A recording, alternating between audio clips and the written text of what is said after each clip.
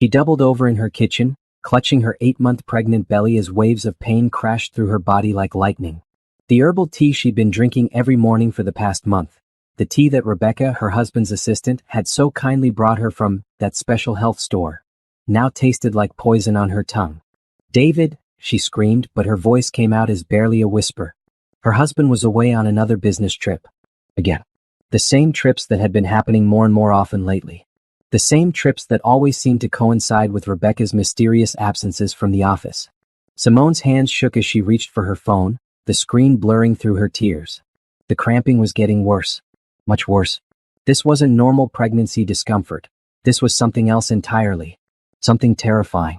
Her beautiful brown skin had turned ashen gray, and sweat poured down her face despite the cool morning air. She had trusted Rebecca. The young woman had been so helpful, so caring. "Mrs. Carter, I know pregnancy can be so hard," Rebecca had said with that sweet smile. "My grandmother always swore by this special blend. It'll help with the nausea and give you energy." Simone had been grateful. David worked such long hours building his construction company, and she often felt alone in their big house in Buckhead. Now, as another wave of agony ripped through her body, Simone realized she had been a fool. The 911 operator's voice seemed to come from far away. "Ma'am, we need you to stay on the line. Help is coming." But Simone could barely hold the phone. Her vision was fading in and out, and she could feel something was terribly wrong with the baby. Her daughter, the little girl she'd already named Hope, was in danger. As the ambulance sirens wailed in the distance, Simone's mind raced through the past few months. Rebecca's sudden interest in her pregnancy. The way the young woman always when they thought she wasn't watching. The phone calls David would take in private, stepping out onto the balcony with a guilty expression. "No, no, no," Simone whispered as the paramedics burst through her front door. This couldn't be happening. Not to her baby. Not to Hope. The last thing she remembered before everything went black was the paramedics saying something about poison in her system and emergency surgery. Her hand instinctively moved to her belly one last time, trying to protect the life growing inside her. When Simone woke up 3 days later in Grady Hospital, the silence in her belly told her everything she needed to know. Hope was gone. But as Dr. Angela Brooks, a kind African-American woman with gentle eyes, sat beside her bed, Simone learned the truth was even more devastating than she'd imagined. "Mrs. Carter," Dr. Brooks said softly, "we need to talk about what happened to you. The tests we ran. Someone has been poisoning you. Slowly, methodically, for months." Simone's heart stopped. "My baby? We had to deliver Hope early to save both your lives. She's in the NICU fighting, but..." Dr. Brooks paused, choosing her words carefully. "The substances in your system caused serious complications. We're not sure if she'll make it through the night." The room spun around Simone as the doctor's words sank in. Someone had been poisoning her. Someone had tried to kill her and her baby. But who? And why?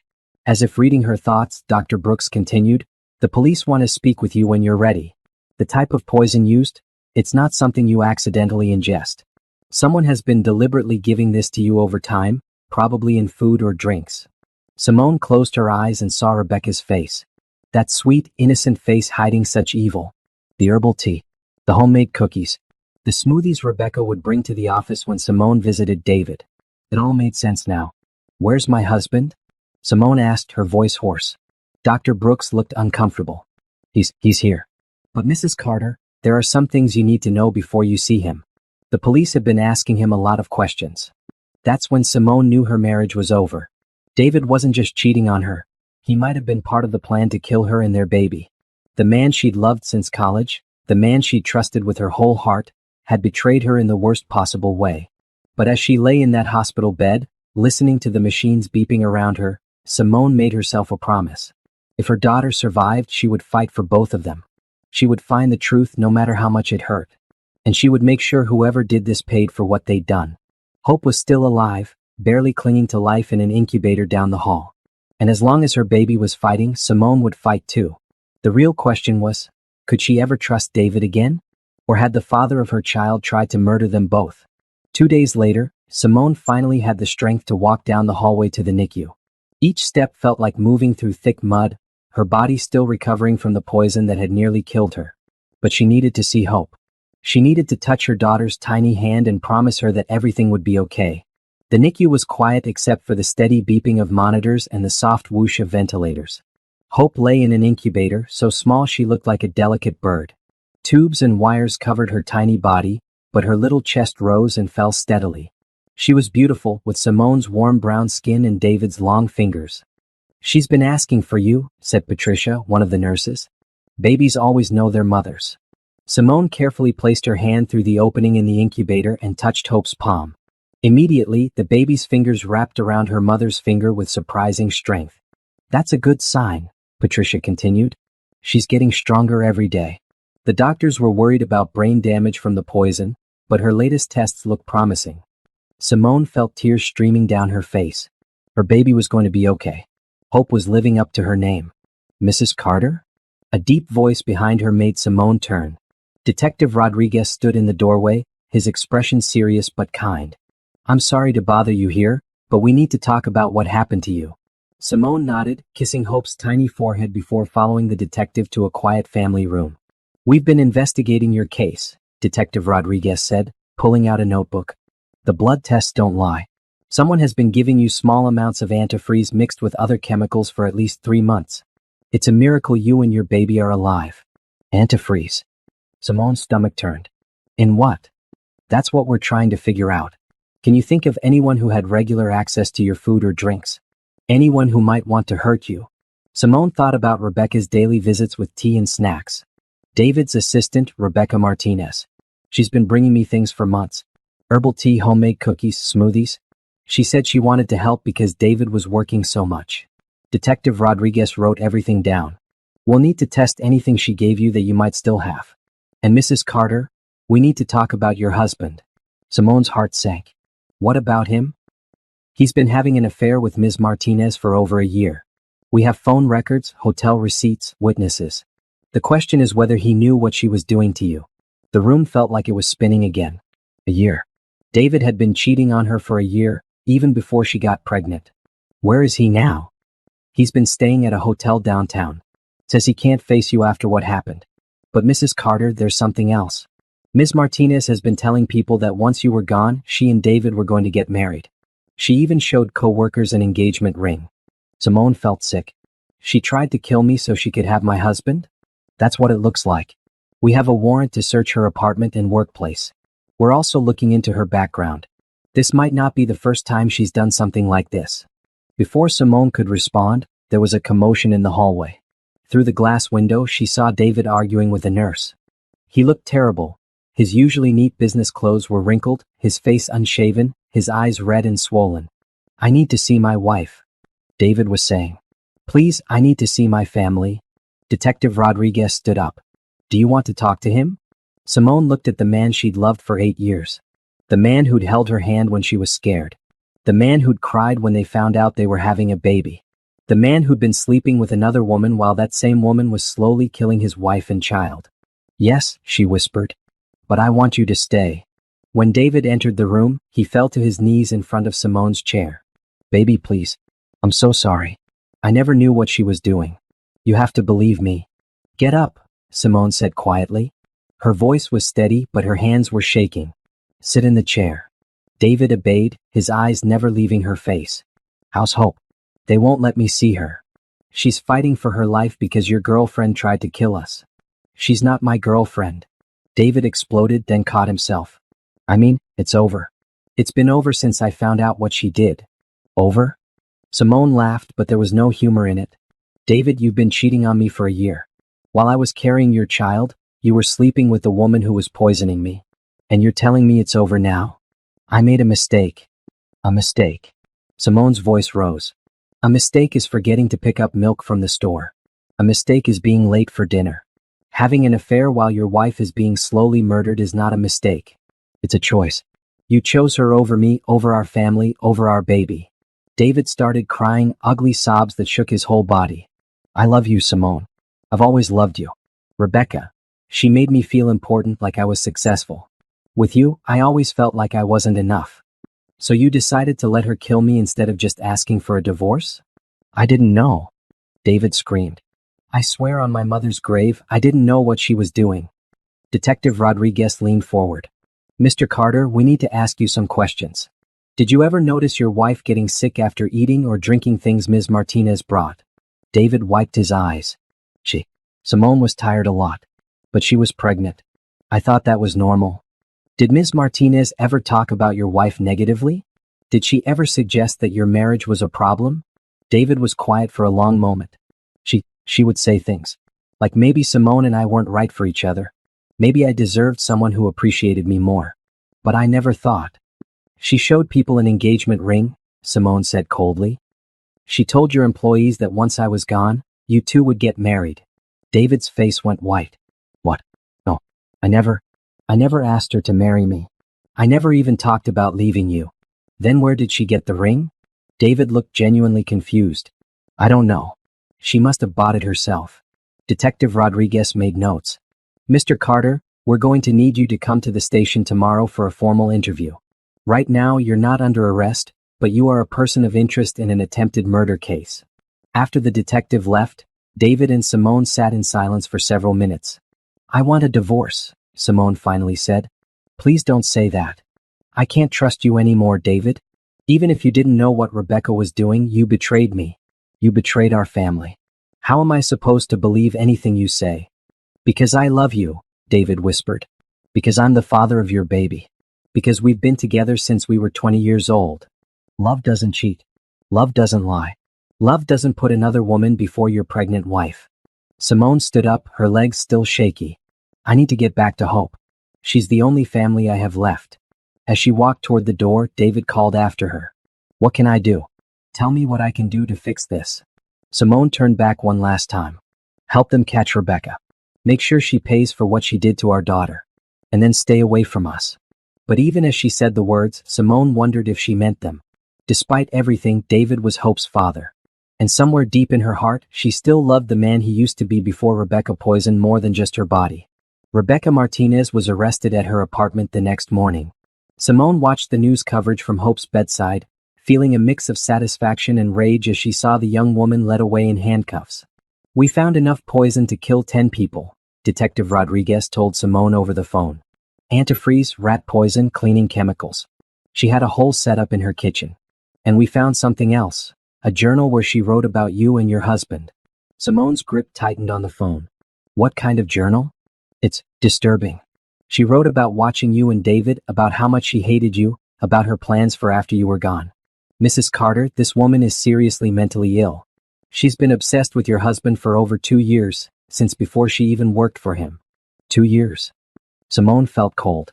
How is that possible? She was a customer at his construction company. He helped her with some work on her apartment. She became fixated on him, started showing up at job sites, following him. That's why he hired her as his assistant. He thought if she worked for him, he could control the situation better. Simone closed her eyes. And then he started sleeping with her. According to what we've learned, yes. But Mrs. Carter, your husband may be telling the truth about not knowing what she was doing to you. We've interviewed several of Ms. Martinez's former co-workers and boyfriends. This is a pattern for her. She becomes obsessed with men, and when she can't have them completely, she targets the women in their lives. What do you mean? 3 years ago, she was arrested for stalking a married man in Dallas. The charges were dropped when he moved out of state. 5 years ago in Phoenix, she was suspected in the food poisoning of her boss's wife, but they couldn't prove it. Mrs. Carter, Rebecca Martinez is a predator. Your husband was as much a victim as you were, just in a different way. Simone didn't know how to feel about that information. David had still cheated. He had still betrayed her trust. But if Rebecca had been manipulating him, targeting him specifically, there's something else, Detective Rodriguez continued. Ms. Martinez kept photos of you and your family. Pictures of you at the grocery store, at doctor's appointments, at home. She's been watching you for months, maybe longer. The thought made Simone's skin crawl. I want to see her. Ma'am? I want to see Rebecca. I want to look her in the eye and ask her why she tried to kill my baby. I don't think that's a good idea. Detective, that woman poisoned me for months. She tried to murder my child. I have a right to face her. There was a long pause. Let me make some calls. 2 hours later, Simone was sitting across from Rebecca Martinez in an interview room at the county jail. Rebecca looked different without her makeup and professional clothes. Smaller. Younger. But her eyes were cold and calculating. Hello, Simone, Rebecca said as if they were meeting for coffee. How's the baby? Why? Simone asked, ignoring the question. Why did you try to kill us? Rebecca smiled, and it was the most chilling thing Simone had ever seen. Because David deserves better than you. Better than his wife? The mother of his child. You never appreciated him. You took him for granted. You were holding him back. So you decided to murder me? Rebecca shrugged. I decided to free him. You were going to leave him eventually anyway. You're not strong enough for a man like David. He needs someone who can match his ambition, his drive. He needs someone who won't poison his family. That was unfortunate, Rebecca said, as if discussing the weather. I didn't want to hurt the baby. But you wouldn't leave on your own. You just kept hanging on, dragging him down. Simone stared at this woman who had nearly destroyed her life. You're insane. I'm in love. Real love. Not the boring, settled kind of love you had. David and I have passion, excitement. We have a future. You don't have anything.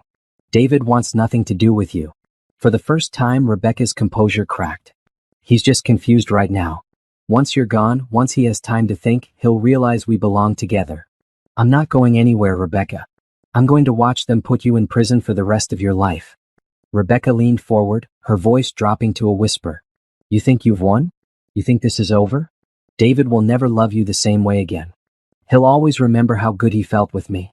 How alive I made him feel. You'll spend the rest of your marriage wondering if he's thinking about me. Simone stood up.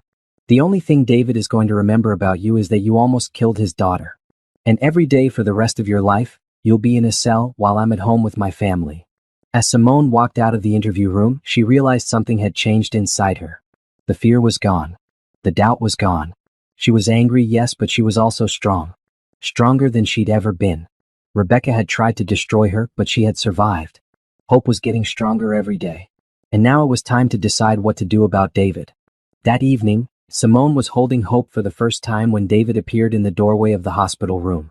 The baby was still small, still fragile, but she was breathing on her own now. Her eyes were open, looking around with curiosity. She's beautiful, David whispered, not coming any closer. Yes, she is. Can I hold her? Simone looked at her husband. Really looked at him. He was thinner than before, exhausted, broken. But he was also Hope's father. And despite everything that had happened, Hope deserved to know her father. Sit down, Simone said quietly. David sat in the chair next to the bed, and Simone carefully placed Hope in his arms. The baby looked up at her father with those same dark eyes, and David started crying again. I'm so sorry, he whispered to Hope. Daddy is so sorry. Watching David hold their daughter, Simone felt something shift in her chest. It wasn't forgiveness, not yet. But it was the beginning of something. Maybe understanding. Maybe compassion. David, she said softly, we need to talk. Really talk. About everything. He looked up at her, still cradling Hope. Okay. I don't know if I can forgive you. I don't know if we can fix this. I know. But Hope needs her father. And if we're going to try to co-parent, we need to figure out how to trust each other again. David nodded, tears still streaming down his face. I'll do whatever it takes. Anything. It's going to take time. A lot of time. And work. And I need you to understand that what you did, the affair, the lies, that changed everything between us. I understand. Simone watched her husband hold their daughter, and for the first time in weeks, she felt something like peace. They had a long road ahead of them. Rebecca was going to trial. Their marriage was broken. But Hope was alive and getting stronger every day. And sometimes Simone thought that was enough to start rebuilding from. 3 months later, Simone stood in the kitchen of her mother-in-law's house in East Atlanta, watching Grandma Rose Carter teach Hope how to hold a bottle. The baby was thriving now, her cheeks round and healthy, her eyes bright with intelligence. That's my great-grandbaby, Grandma Rose cooed, adjusting the bottle in Hope's tiny hands. Look at her, trying to do everything herself already. Simone smiled, sipping her coffee, real coffee this time, not the poison tea that had nearly killed her. She was staying with Grandma Rose while she figured out what to do next. The big house in Buckhead held too many bad memories, too many reminders of Rebecca's visits and David's betrayal. You know that boy been calling me every day, Grandma Rose said without looking up from the baby. Asking how you doing, asking about Hope, asking if you'll see him. I know, Grandma Rose. You've been avoiding him for 3 weeks now. I'm not avoiding him. I'm just thinking. Grandma Rose looked up with those sharp brown eyes that had seen 82 years of life. Child, thinking is good. But hiding ain't. That man made mistakes, big ones, but he's Hope's daddy. And he's been going to that counseling like you asked. Simone had insisted David start therapy if he wanted any chance of being part of Hope's life. She'd also demanded complete access to his phone, his emails, his schedule.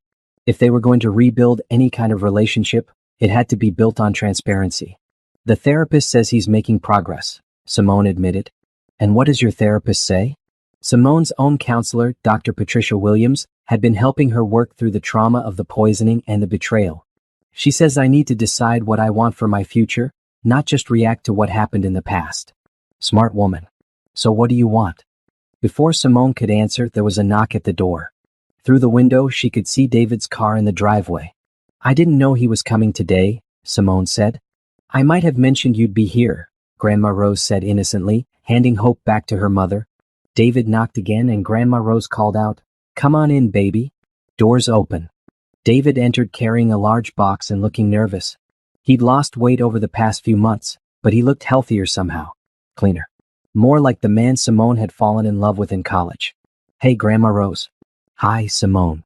He kept his distance, respecting the boundaries Simone had set. I brought some things for Hope. Toys, clothes, books.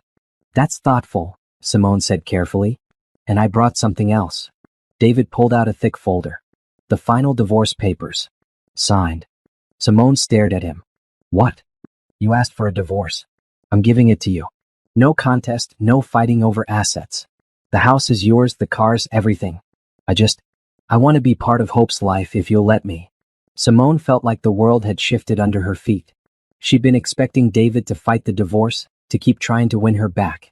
I don't understand. I've been in therapy for 3 months now, like you asked. Dr. Martinez, no relation to Rebecca. Don't worry, he's been helping me understand why I did what I did. David sat down on the edge of Grandma Rose's old sofa. I was selfish, Simone. I was scared of being a father, scared of the responsibility, scared I wasn't good enough for you. Instead of talking to you about it, I ran to someone who made me feel better about myself. David. Let me finish, please. I know what I did was unforgivable. I know I broke something between us that can't be fixed. But I also know that Hope deserves better than parents who are staying together out of obligation or guilt. She deserves to see what real love looks like, even if it's not between her parents. Simone looked down at Hope, who was reaching for her father with chubby little hands. I want to be the best father I can be, David continued. I want to be the kind of man Hope can be proud of. And I want you to be happy, Simone. Really happy. Not just settled or comfortable, but genuinely happy. Grandma Rose, who had been uncharacteristically quiet, finally spoke up. That woman, Rebecca, she's going to prison for a long time? 25 years, David confirmed. She pled guilty to attempted murder and aggravated assault. Her lawyer said she was mentally ill, but the judge didn't care. What she did to Simone and Hope was unforgivable. Good, Grandma Rose said firmly. Evil don't get to hide behind sickness. She made her choices. Simone was still staring at the divorce papers. Part of her felt relieved. David was finally giving her what she'd asked for. But another part felt empty. Like the end of a chapter she wasn't ready to close. Can I hold her? David asked, gesturing toward Hope. Simone nodded and handed over their daughter. Hope immediately grabbed David's finger and smiled, her first real smile. She's going to be walking soon, David said, his voice thick with emotion. Talking, going to school. I don't want to miss any of it. You won't, Simone said quietly. You're her father. That never changes, no matter what happens between us. I love you, David said suddenly. I know I don't have the right to say that anymore, but I need you to know. I love you, and I'm going to spend the rest of my life proving that I can be better. Simone felt tears starting. David, I'm not asking you to take me back. I'm not asking you to forgive me. I'm just asking you to let me earn your respect back. Let me show Hope what kind of man her father can be. Grandma Rose stood up and brushed off her hands. I'm going to make some sweet tea. Y'all keep talking. After she left, Simone and David sat in comfortable silence, watching Hope play with David's watch. I've been thinking about moving back to Savannah, Simone said finally. Closer to my family. Starting fresh. That's a good idea. Clean slate. You could visit whenever you want. I'd never keep Hope from you. I know you wouldn't. You're not that kind of person. Simone looked at David, really looked at him. What kind of person am I? Kind. Generous. Forgiving even when people don't deserve it. The kind of woman who makes everyone around her better just by being herself. Then why wasn't I enough for you? David was quiet for a long time. You were enough. You were everything. That was the problem.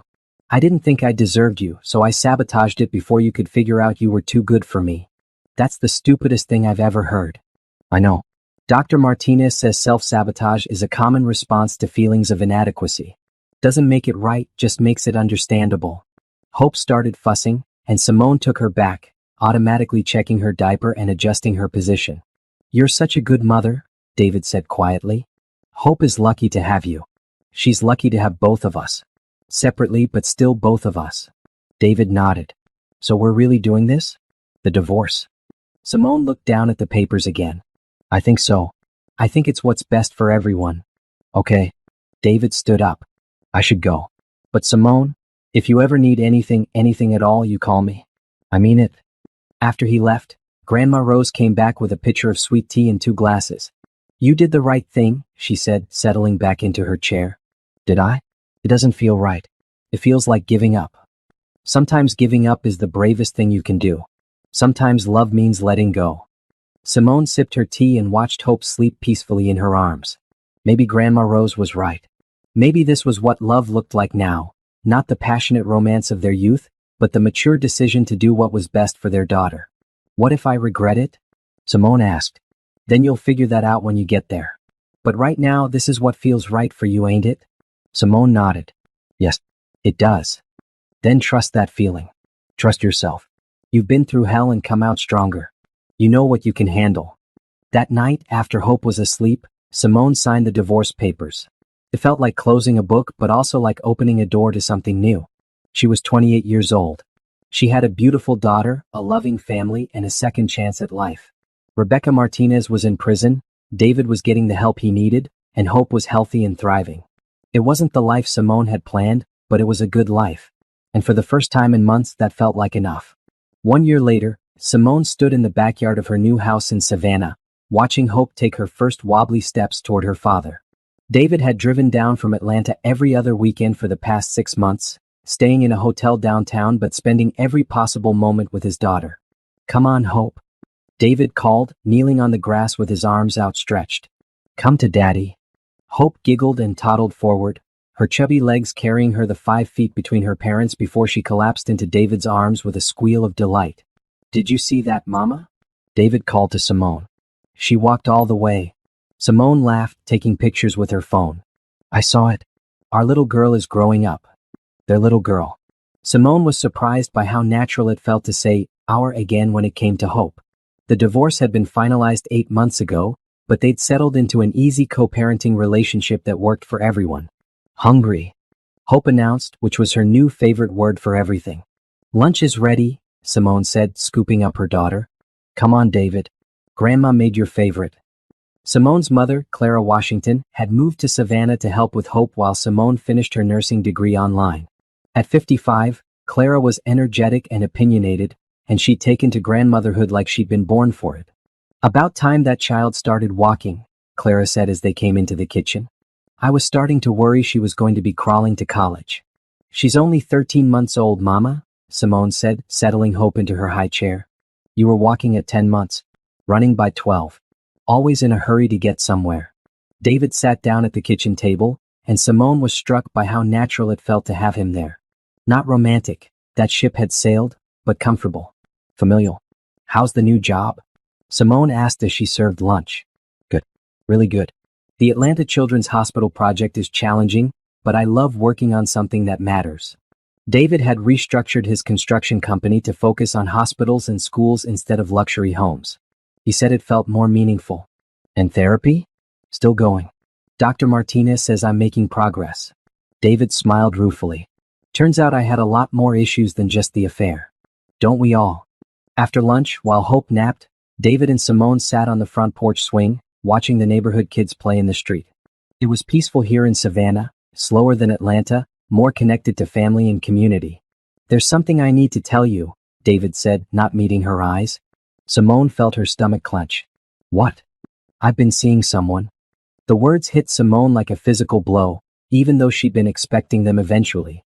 Oh. Her name is Angela. She's a pediatric nurse at the hospital. We met when I was visiting the children's ward for the construction project. Simone was quiet for a moment, processing. How long? 3 months. I wanted to tell you sooner, but I wasn't sure if it was serious. And I wanted to make sure Hope was okay with her first. You introduced her to Hope? Just once, briefly. At the park last weekend. Hope seemed to like her. Simone felt a complicated mix of emotions. Jealousy, sadness, but also something that might have been relief. Are you happy? David looked surprised by the question. Yeah, I think I am. She's nothing like. He paused. Nothing like Rebecca? Nothing like Rebecca. And nothing like you either, in a good way. She's her own person. She doesn't make me feel like I need to be someone I'm not. Simone nodded slowly. That's good. That's what you need. Are you okay with this? Simone considered the question honestly. I don't know yet, but I think I will be. You deserve to be happy, David. We both do. What about you? Are you seeing anyone? Simone laughed. When? Between nursing school, raising Hope, and working part-time at the clinic? I barely have time to sleep. But if the right person came along? Maybe. Someday. Right now, I'm focused on building a life for me and Hope. That evening, after David had driven back to Atlanta, Simone sat in Hope's nursery, rocking her daughter to sleep. The room was painted soft yellow with white furniture and pictures of family covering the walls. It was peaceful, safe, filled with love. Your daddy's got a girlfriend, Simone whispered to Hope, who was almost asleep. That's okay, baby girl. It doesn't change how much he loves you. Hope's eyes fluttered open, and she reached up to touch Simone's face with one tiny hand. And Mama's doing just fine too, Simone continued. We're building something good here, you and me. Something that's all ours. As she put Hope in her crib, Simone thought about the past year and a half. The poisoning, the betrayal, the divorce, it had all felt like the end of the world at the time. But here she was, stronger than she'd ever been, with a beautiful daughter and a bright future ahead of them. Her phone buzzed with a text message. It was from David. Thank you for understanding about Angela. You're amazing, and someday someone is going to be very lucky to have you. Simone smiled and texted back, just make sure she's good to our daughter. She will be. I promise. 3 months later, Simone was working her shift at the community health clinic when a familiar face walked into the waiting room. Dr. Marcus Thompson, Hope's pediatrician from Atlanta, was standing at the reception desk looking confused. Dr. Thompson? Simone approached him. What are you doing here? He turned and smiled, his dark eyes lighting up with recognition. Simone, I was hoping I might run into you. I'm here for a medical conference at SCAD. How are you? How's Hope? We're both great. Hope's walking now, talking up a storm. She keeps the whole neighborhood entertained. That's wonderful. And how are you adjusting to Savannah? Really well. It's been good for us. Slower pace, close to family. Simone paused. Are you here by yourself? Yeah, just me. I was actually wondering, would you like to get dinner sometime while I'm in town? Catch up, talk about Hope's progress. Simone felt a flutter of something she hadn't experienced in a long time. Marcus had always been kind during Hope's medical visits, professional but warm. He was a few years older than her, divorced himself with 2 teenage sons. I'd like that, she said. But I should mention, I have a babysitter situation to figure out. Bring Hope along. I'd love to see her again. That Saturday evening, Simone found herself at a family restaurant downtown, watching Marcus make funny faces at Hope while she giggled and threw Cheerios at him. She's gotten so big, Marcus said, catching one of the Cheerios Hope had aimed at his nose. And so coordinated with her throwing arm. She's going to be a softball player like her mama, Simone said. At least that's what my mother keeps saying. You played softball? In college. First base. I was pretty good, actually. I can see that. You've got the build for it, strong shoulders, good hands. Simone felt herself blushing slightly. It had been so long since a man had complimented her appearance in a way that felt genuine rather than calculated. What about you? She asked. Any sports? Basketball in high school, but I was too short to play in college. Now I stick to running and the occasional pickup game with other old guys who think they're still 22. They talked for 2 hours about Hope's development, about Simone's nursing program, about Marcus's work at the hospital. It was easy, comfortable, the kind of conversation that flowed naturally without awkward pauses. I should get this little one home, Simone said eventually as Hope started rubbing her eyes. Of course. Can I? Would it be okay if I called you sometime? I mean, I'll be back in Atlanta, but I come to Savannah pretty regularly for conferences. I'd like that. As Marcus walked them to their car, Hope reached out for him and he scooped her up easily. "Bye-bye, Dr. Marcus," Hope said, patting his cheek with her tiny hand. "Bye-bye, sweet girl. You take care of your mama, okay?" After he helped secure Hope in her car seat, Marcus turned to Simone. "Thank you for tonight. I haven't enjoyed myself this much in a long time." "Me either." He leaned down and kissed her cheek softly. "Drive safe." On the way home, Hope fell asleep in her car seat, and Simone found herself singing along to the radio for the first time in months. She felt lighter somehow, like a door she hadn't even realized was closed had cracked open just a little bit. When she got home, there was a message from David on her voicemail. "Hey, it's me. Angela and I are engaged. I wanted you to hear it from me first. I know this is probably weird, but I hope you can be happy for us. Hope is always going to be my priority, and Angela understands that. Call me when you get a chance." Simone sat on her couch, processing this news. Engaged. David was engaged to someone else. A year and a half after their divorce, he was ready to marry again. And the strangest thing was, she realized she was happy for him. Not completely, there was still a part of her that felt sad about the end of their story. But mostly she was relieved. David had found someone who made him want to be better, and Hope would have another person in her life who loved her. Her phone rang. It was Marcus. "I hope it's not too late to call," he said. "I just wanted to make sure you got home safely." "We did. Hope's already passed out in her crib." "Good. Listen, I know this might be forward, but I'm going to be in Savannah again next month for another conference. Would you like to go to dinner again? Just the two of us this time?" Simone looked around her little house, at the photos of Hope on every surface, at the nursing textbooks stacked on the coffee table, at the life she'd built from scratch after everything fell apart.